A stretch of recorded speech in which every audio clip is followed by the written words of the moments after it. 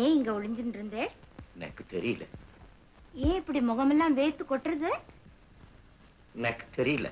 அச்சச்சோ, ஏன் இப்படி கையெல்லாம் படபடன்னு நடுங்கிறது? எனக்கு தெரியல. உட்காருங்க.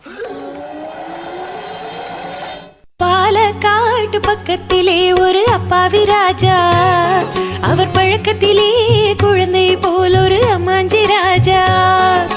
பாலக்காட்டு பக்கத்திலே ஒரு அப்பாவி ராஜா, அவர் பழக்கத்திலே குழந்தை போல் ஒரு அம்மாஞ்சி ராஜா.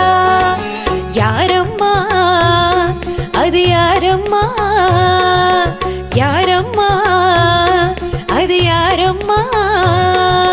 பாலக்காட்டு ராஜாவுக்கு ஒரு அப்பாவி ராணி, அவ ஜேல கண்ட பார்த்தா போதும் அம்மாவிபாணி.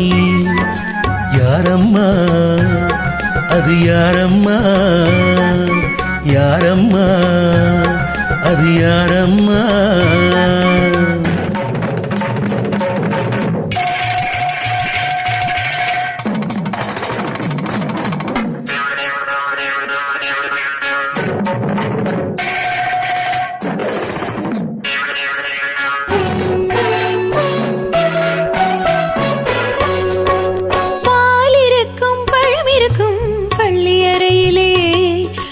பாப்பாவுக்கும் ராஜாவுக்கும் சாந்தி முகூர்த்தம்.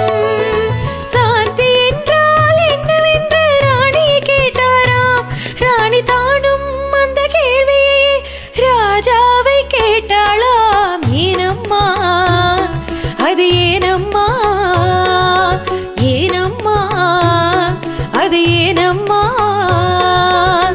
அவர் படித்த புத்தகத்தில் சாந்தி இல்லையே, இந்த அனுபவத்தை சொல்லித்தர பள்ளி இல்லையே, கவிதையிலும் கலைகளிலும் பழக்கமில்லையே, அவர் காதலிக்க நேற்று வரை ஒருத்தி இல்லையே. ஏனம்மா அது ஏனம்மா, ஏனம்மா அது ஏனம்மா?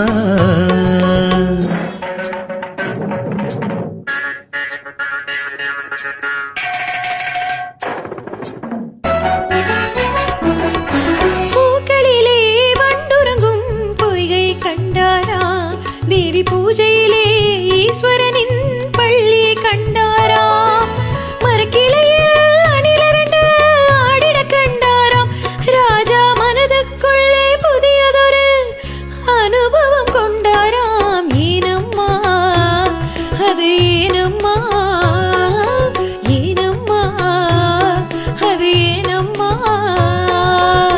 பரமசிவன் சக்தியை ஓர் பாதியில் வைத்தார், அந்த பரமகுரு ரெண்டு பக்கம் தேவியை வைத்தார்.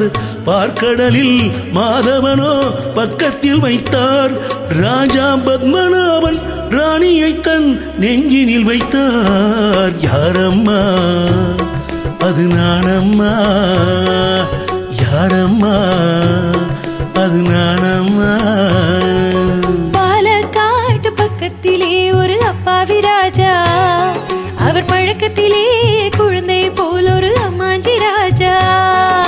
பாலக்காட்டு ராஜாவுக்கு ஒரு அப்பாவி ராணி, அவ ஜேல கண்ட பார்த்தா போதும் அம்மாவிபாணி. யாரம்மா அது யாரம்மா, யாரம்மா அது யாரம்மா?